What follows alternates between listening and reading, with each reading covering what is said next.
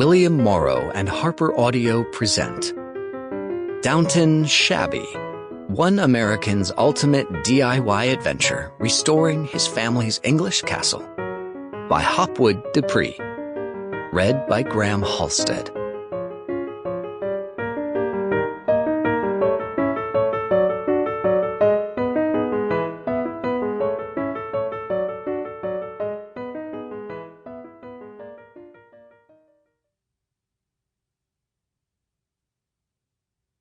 This book is dedicated to my father, my grandfather, and all those who came before me.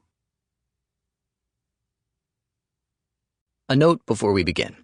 To view the photos from the book, be sure to download the accompanying enhancement PDF or go directly to www.harpercollins.com/pages/Downton Shabby. Chapter 1. Long Lost Hopwood. It was one of those nights when you hope your biggest responsibility will be uncorking a bottle of wine. Little did I know that an internet search was about to change my life, upending my entire understanding of my purpose on this planet, my place in the bigger continuum of history, and what a home improvement project can really mean. It was spring 2013, and I was at home in Los Angeles in the Hollywood Hills. There was only one helicopter circling overhead, so it was quieter than usual. Outside the window, daylight was fading into dusk, and the desk lamp glowed amber next to me as I sat down at my laptop. That evening, as had become my new secret wine time relaxation habit, I started clicking around on ancestry sites, wikitree.com, ancestry.com, myheritage.com. I was familiar with all of them. Whenever I had a half hour or so to spare, I'd dig a bit further along the twists and turns of my ancestral tree. If you've never been on one of these sites, let me warn you, they are seriously addicting. A half hour can easily turn into a few hours or all night, so I often had to limit myself. Find a copy of some yellowed document you've never seen before, and then you're clicking on another link, which takes you to proof of an unknown second cousin 4 times removed, and before you know it, you've found an old black and white photograph of some long-deceased great-aunt. It can be dizzying. Spend enough time on these sites, and you'll start to feel like a detective on the trail, following breadcrumbs of evidence.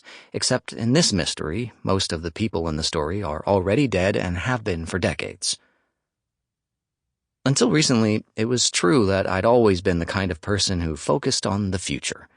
I didn't spend much time looking behind me. But lately, that had changed. I was becoming more and more curious about the past. How had I gotten sucked into genealogy searches? I know it wasn't thanks to the shows on TV featuring celebrities tracing their family history, because I didn't watch those. And it wasn't that I hoped to find some lost relative or uncover a family secret. If I had to say exactly why I was willing to spend hours of my life learning about people I didn't know and was never going to meet, I would say a lot of it had to do with loss. Loss and probably some regret, too. Until recently, my grandfather on my mother's side had been our family genealogist. His name was Herbert Hopwood Black, but I called him Pap. He had an infectious grin and was over 6 feet tall, so when I was a little kid, he always looked like a smiling giant. As I was growing up, Pap used to love to tell me stories about our Hopwood ancestors and how they had founded the small town of Hopwood, Pennsylvania in 1791. Pap should know, he had been born and bred in Hopwood. The only reason he left his beloved hometown in the 1920s was because he was offered an opportunity in Michigan to get involved with a rapidly growing company called General Motors. To the end of his days, he couldn't have been prouder of our connection to Hopwood, and that we could trace our family tree there back 8 generations.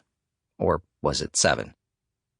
The problem was, as a kid, I'd never really listened. From my perspective, anything to do with Hopwood was problematic. Yes, my name is Hopwood, just like my grandpa, but from a very early age... Sample complete. Ready to continue?